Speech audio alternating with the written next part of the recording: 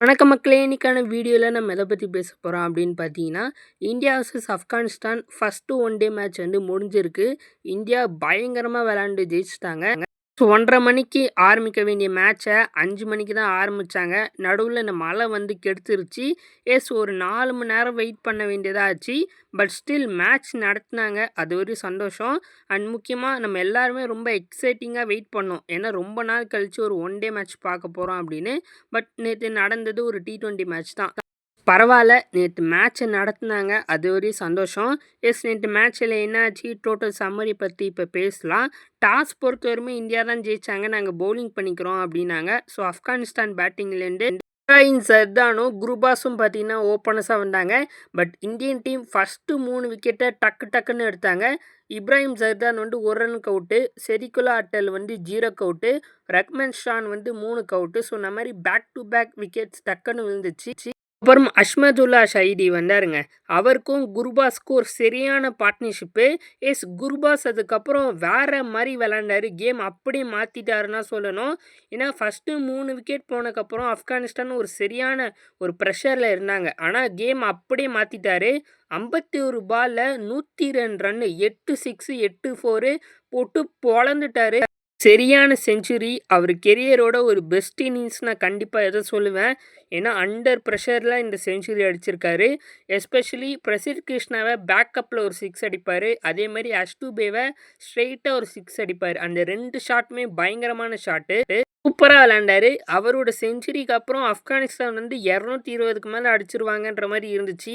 ஏன்னா அவ்ளோ சூப்பரா விளையாண்டாரு. பட் அதுக்கப்புறம் இந்தியா பயங்கரமா கம்பேக் பண்ணாங்க.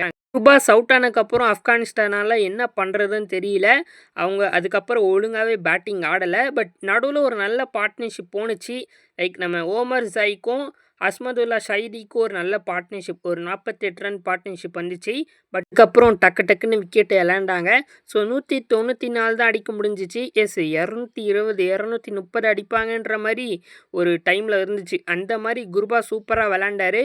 பட் அதுக்கப்புறம் சொதப்பிட்டாங்க. ஸோ 194 தான் அடிச்சாங்க. 194 சேஸ் பண்ண ரோஹித் சர்மாவும், சுக்மன் கில்லும் வந்தாங்க.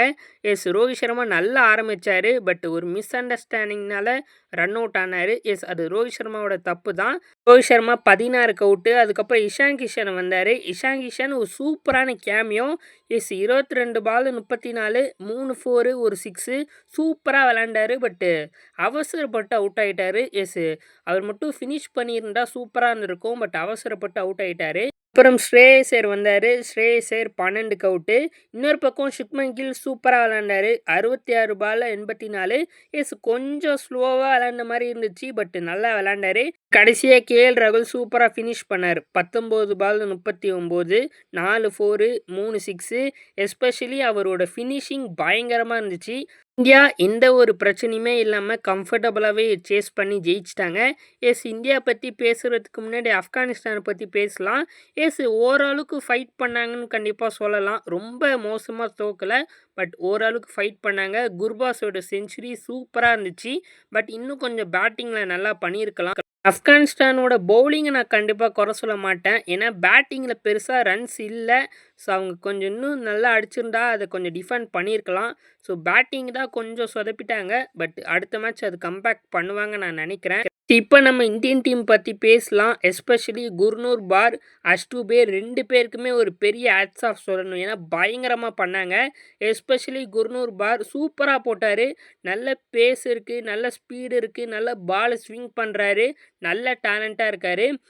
இவரை கண்டிப்பாக நம்ம டெஸ்ட் கிரிக்கெட்டில் யூஸ் பண்ணணும். பட் ஓடிஏல நல்லா பண்ணுறாரு. நல்ல டேலண்ட்டாக இருக்கார். இன்னும் வாய்ப்புகள் நிறைய கொடுக்கணும். இன்னும் இந்தியன் டீம் நிறைய அவரை யூஸ் பண்ணணும். அதேமாதிரி அஷ்டூபேயுமே நல்லா போட்டார். கொஞ்சம் எக்ஸ்பென்ஸாக போனார் தான். பட் நடுவில் விக்கெட்ஸ் எடுத்தார். அதே நல்ல விஷயம். 3 விக்கெட் எடுத்தாங்க 2 பேருமே. எஸ்பெஷலி குர்னூர் பார் வந்து செம்ம சாட்டிஸ்ஃபையாக இருக்குது எனக்கு. நல்ல பவுலரு, பவர் பிளேயில் நல்லா போடுறாரு. ஸோ அதனால் போக போக அவர் இன்னும் நல்லா யூஸ் பண்ணணும். அண்ட் பேட்டிங்னு வந்தால் கில்லு சூப்பராக பெர்ஃபார்ம் பண்ணார். கில்லு செஞ்சுரி அடிச்சிருவார் நான் நினச்சேன். பட் அது அடிக்கலை. கொஞ்சம் சர்ப்ரைஸாக இருந்துச்சு. கேஎல் ராகுல் முடிச்சு விட்டாரு. இந்தியா ரொம்ப கம்ஃபர்டபுளாகவே ஜெயிச்சிட்டாங்க. அடுத்த 2 மேட்ச்சில் இன்னும் கொஞ்சம் ஹர்ஷ்தீப் சிங், நம்ம ஸ்ரேயஸ் ஐயர், ரோஹித் சர்மாலாம் அடிச்சாங்கன்னா நல்லாயிருக்கும். ஸோ பார்ப்போம் என்ன பண்ணுறாங்க அப்படின்னு. ஸோ இந்த மேட்சை பற்றி உங்கள் கருத்தை கமெண்ட்ஸில் போடுங்க. சப்ஸ்கிரைப் பண்ணி சப்போர்ட் பண்ணுங்கள். தேங்க்ஸ் ஃபார் வாட்சிங். Bye by.